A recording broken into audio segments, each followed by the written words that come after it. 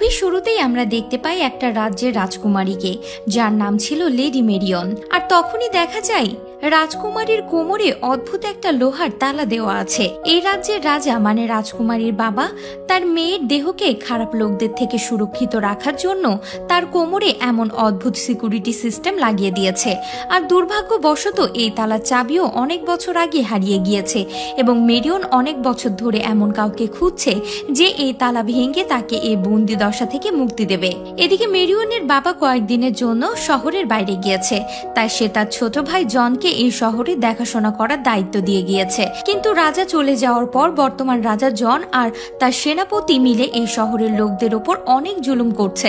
তবে শহরের লোকদের মুখে শোনা যায় এই জনকে যে আটকাতে পারবে সে হচ্ছে একমাত্র রবিনহুড। রবিনহুড এই শহরের একজন বিখ্যাত যোদ্ধা ছিল। তবে রবিনহুডকে জেরুজালেমে একটা জেলখানায় বন্দি বানিয়ে রেখেছে।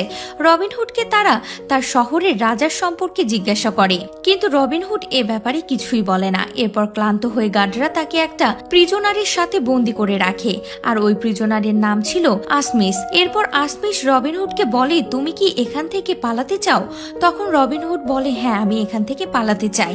এরপর তারা দুজন মিলে জোর খাটিয়ে তাদেরকে যে পাইপের সাথে বেঁধে রাখা হয়েছিল সেটাকে ভেঙে ফেলে।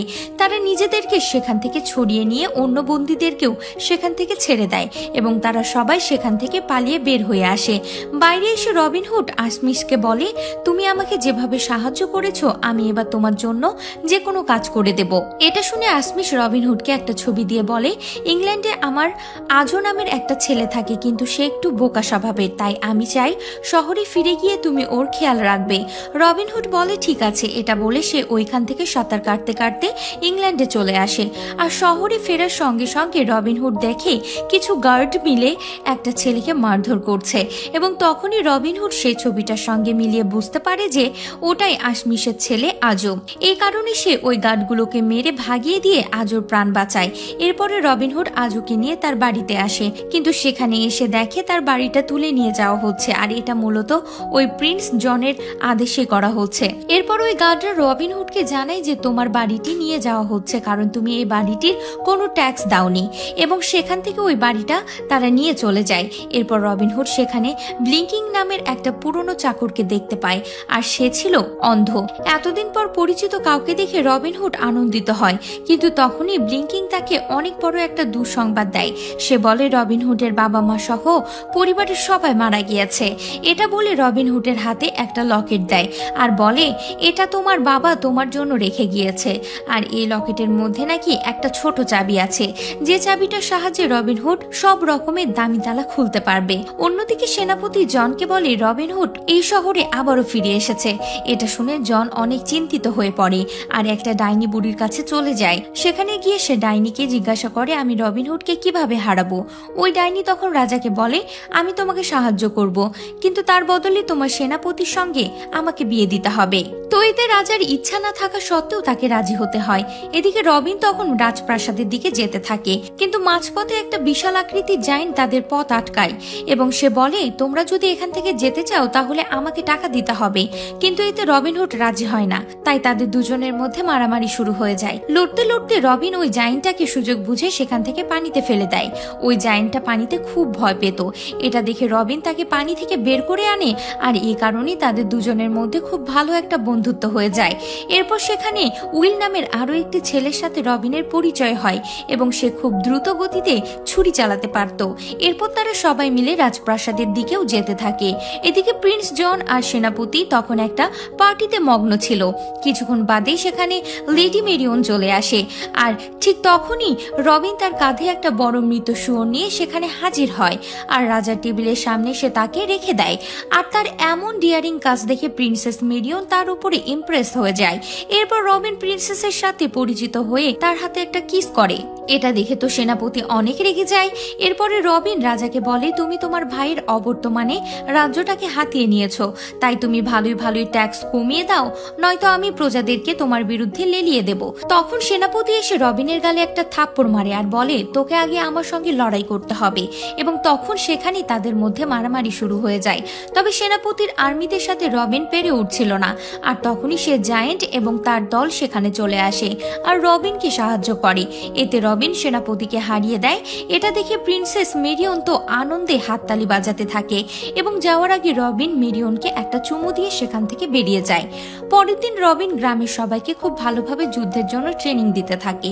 অন্যদিকে রাজা জনযুদ্ধের জন্য তৈরি হচ্ছে, আর সে তার বাড়িতে ওই শহরের সবচেয়ে বড় মাফিয়া ডনকে ইনভাইট করে এবং সেই ডনের কাছে কিছু পরামর্শ চাই রবিনকে যুদ্ধে হারানোর জন্য। তখন ওই মাফিয়া বলে পরের দিন এখানে তুমি একটা আর্চার কম্পিটিশন করো, যেখানে রবিনহুড নিশ্চয় আসবে, আর আমার লোক আছে যার নাম লোকা, আর সে অনেক তীর ধনুক এক্সপার্ট। সে রবিনহুডকে খুব সহজে এই খেলায় হারিয়ে দেবে এবং প্রজাদেরও তার উপর থেকে বিশ্বাস উঠে যাবে, আর তখন দূর থেকে আমার একজন সৈন্য তীর ছুড়ে তাকে মেরে ফেলবে। এটা শুনে জন সেখানে খুব খুশি হয়, কিন্তু তখনই মেরিয়ন বাইরে থেকে তাদের সব কথা শুনে ফেলে এবং রবিনহুডকে সমস্ত কথা জানাতে চাচ্ছিল।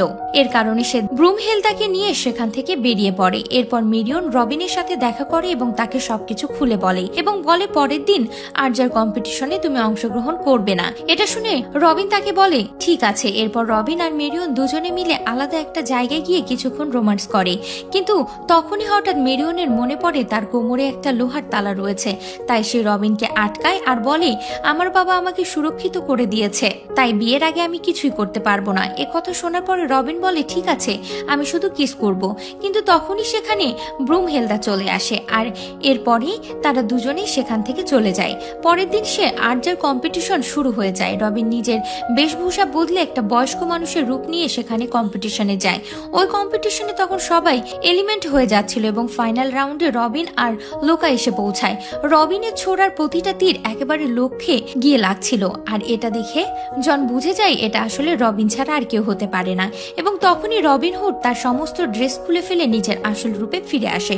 সমস্ত গ্রামবাসীরা রবিনকে দেখে অনেক খুশি হয়ে যায়। এরপর লোকা রবিনের সে তীরটাকে ভেদ করে লক্ষ্যবস্তুকে টার্গেটে লাগায়, আর এতে লোকা খেলায় জিতে যায়। এবং এটা দেখে রবিন অনেক অবাক হয়ে যায়, কারণ আজ পর্যন্ত সে কোনো আর্চার কম্পিটিশনে হারেনি। এদিকে গ্রামের সবাই রবিনের হেরে যাওয়ার জন্য তাকে ধিক্কার দিতে থাকে। তখনই রবিন খেলার নিয়ম কানুন পড়ে জানতে পারে যে সে এই খেলায় জেতার জন্য আরো একটি সুযোগ পাবে, তাই সময় নষ্ট না করে সে আবারও ধনুক প্রস্তুত করতে থাকে। ঠিক তখনই দূরে দাঁড়িয়ে থাকা সে মাফিয়ার লোক রবিনকে উদ্দেশ্য করে একটা তীর ছোড়ে।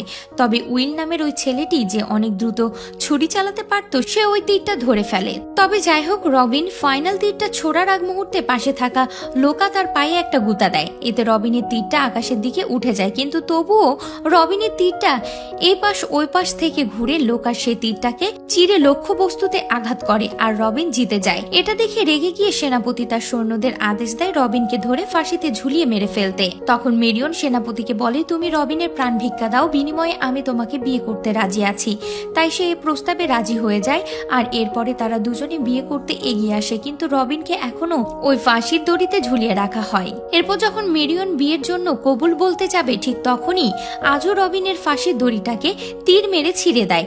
এরপর ওই সেনাপতির সৈন্যরা রবিনের উপর আক্রমণ করতে গেলেই সেখানে এতদিন রবিনের ট্রেনিং দেওয়া অন্যান্য গ্রামবাসীরা চলে আসে এবং দুই পক্ষের মধ্যে তুমুল লড়াই শুরু হয়। এরপর সেনাপতি সুযোগ বুঝে মেরিয়নকে একটা ঘরে নিয়ে চলে যায় এবং তার সঙ্গে ইন্টিমেট হবার চেষ্টা করে, কিন্তু মেরিয়নের কোমরে ওই লোহার তালা দেখে সে অবাক হয়ে যায়। সে মেশিনের সাহায্যে তালা কাটার চেষ্টা করে, কিন্তু তাতেও কোনো লাভ হয় না। আর তখনই সেখানে রবিন চলে আসে। তাদের দুজনের মধ্যে আবারও তুমুল লড়াই শুরু হয়। তখন লড়াইয়ের এক পর্যায়ে রবিনহুড গলা থেকে সে লকেটটা দূরে ছিটকে গিয়ে পড়ে ভেঙে যায় এবং লকেটের মধ্যে যে চাবিটা ছিল সেটা মেরিয়নের কোমরে ওই তালার ভেতরে পড়ে ফিট হয়ে বসে যায়। এটা দেখে মেরিয়ন চিৎকার করে বলে ওঠে রবিনই হচ্ছে আমার জীবনের আসল পুরুষ। এদিকে সেনাপতি যখন রবিনকে পেছনের দিক থেকে আক্রমণ করে, আর রবিন তার ছুরিটা তখন সেনাপতির পেটের মধ্যে ঢুকিয়ে দেয় এবং সেনাপতি এখন মরতে বসেছে। কিন্তু তখনই সেখানে সে ভয়ঙ্কর ডাইনো ডাইনিটা চলে আসে। সে সেনাপতিকে বলে, আমার কাছে একটা ওষুধ আছে যেটা তোমার প্রাণ বাঁচাতে পারবে, কিন্তু তার আগে তোমাকে কথা দিতে হবে যে তুমি আমাকে বিয়ে করবে। আর তখন বাধ্য হয়ে সেনাপতি ওই ডাইনিকে বিয়ে করতে রাজি হয়ে যায়। এরপরে মেরিয়নের বাবাও শহরে ফিরে আসে আর তার সাথে রবিনের ধুমধাম করে বিয়ে দিয়ে দেয়। এরপর রবিন মেরিয়ানের সাথে রোমান্স করার জন্য ইন্টিমেট হতে যায়, কিন্তু সে দেখে ওই চাবি দিয়ে মেরিয়নের লক খুলছে না।